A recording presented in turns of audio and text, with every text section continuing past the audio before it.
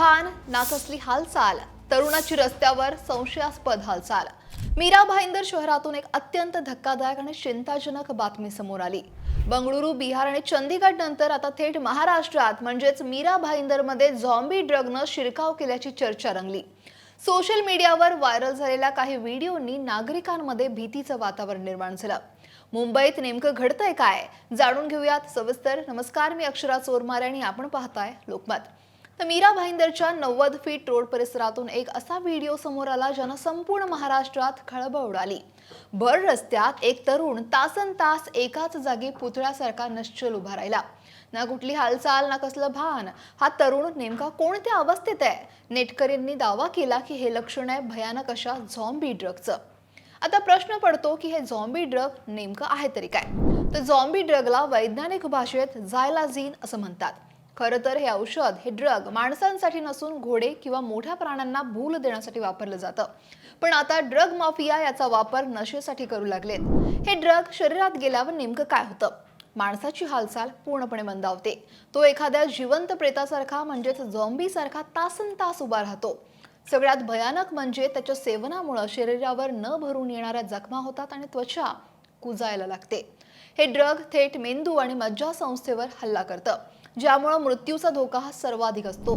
हा video viral झाल्यानंतर पोलिसांनी सुद्धा प्रतिक्रिया दिली आहे। ते काय म्हणालेत पाहूयात। नाही, याच्यामध्ये आमचे प्रत्येक पोलीस स्टेशनला जे डिटेक्शन टीम्स आहेत, प्लस आमच्या कमिशनरेटमध्ये जे डीसीपी क्राईमचं जे ऑफिस आहे त्याच्यामध्येही एनडीपीएसचे सेल्स आहेत। यांनी ह्याच्यावरती कडक कारवाई करत आहात आणि तुम्ही जर पाहिलं 2025 मध्ये सगळ्यात जास्त एनडीपीएसच्या विरोधात कारवाया ह्या मीरा भाईंदर पोलीस कमिशनरेटमध्ये झालेल्या आहेत। तर ह्याच्या पुढेही जिथेही आम्हाला अशी माहिती भेटेल त्यांच्या विरोधात आम्ही एकदम कडक कारवाई करणार आहोत।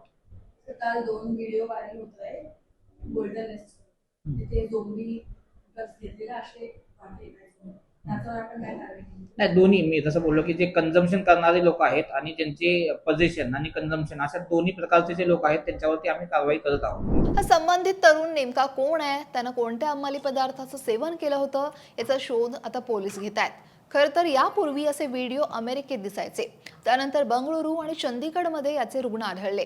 आता मीरा भाईंदर मधल्या या व्हिडिओमुळे मुंबईच्या वेशीवर हे संकट येऊन ठेपलंय का असा प्रश्न हा विचारला जातोय। पोलीस या प्रकरणाचा अधिकचा तपास करतायत। या ड्रगचा पुरवठा कुठून होतोय, कोणत्या नेटवर्कद्वारे तो शहरात पोहोचवला जातोय याची सखोल चौकशी करून संबंधितांवर कठोर कारवाई करावी अशी मागणी ही आता तिथल्या नागरिकांकडून होतीये। खरं तर तो व्हिडिओ 7 महिने जुना असून त्या युवकाला मानसिक आजार असल्याची शक्यता सुद्धा वर्तवली जाते। त्यामुळे नागरिकांनी अफवा न पसरवण्याचं आवाहन सुद्धा अनेक ठिकाणी केलं जाते। पण खरं तर तसं पाहायचं तर देशातील वेगवेगळ्या राज्यातून कशा प्रकारे शहरात अंमली पदार्थांची तस्करी सुरू आहे, तसंच शहरात उभं राहणारं बेकायदा बांधकाम कशा प्रकारे या तस्करांसाठी आश्रय ठरतंय याचा खुलासा करणारी अनेक प्रकरणं पोलिसांनी केलेल्या कारवाईमुळे गेल्या वर्षभरात ही उघड झाली आहेत। नुकतीच गोरेगावच्या नेस्को सेंटरमध्ये झालेल्या लाईव्ह कॉन्सर्टमध्ये ड्रग्जचा अतिवापर आणि त्यानं दोघांचा झालेला मृत्यू हे ताजं प्रकरण आहे। मुंबईच्या उपनगरांमध्ये अशा प्रकारचे घातक अंमली पदार्थ पोहोचणं आणि ही पोलीस ही प्रशासनासाठी ही चिंतेची मोठी बाब ठरतीये। या व्हिडिओमुळे पालकांमध्ये आणि नागरिकांमध्ये भीतीचं वातावरण आहे। तरुण पिढीला या घातक नशेच्या विळख्यातून वाचवणं ही आत्ता काळाची गरज आहे। या संपूर्ण प्रकाराविषयी, या व्हायरल व्हिडिओविषयी, झॉम्बी ड्रग विषयी तुम्हाला काय वाटतंय? कमेंट नक्की करा आणि लोकमत सबस्क्राईब करायला विसरू नका।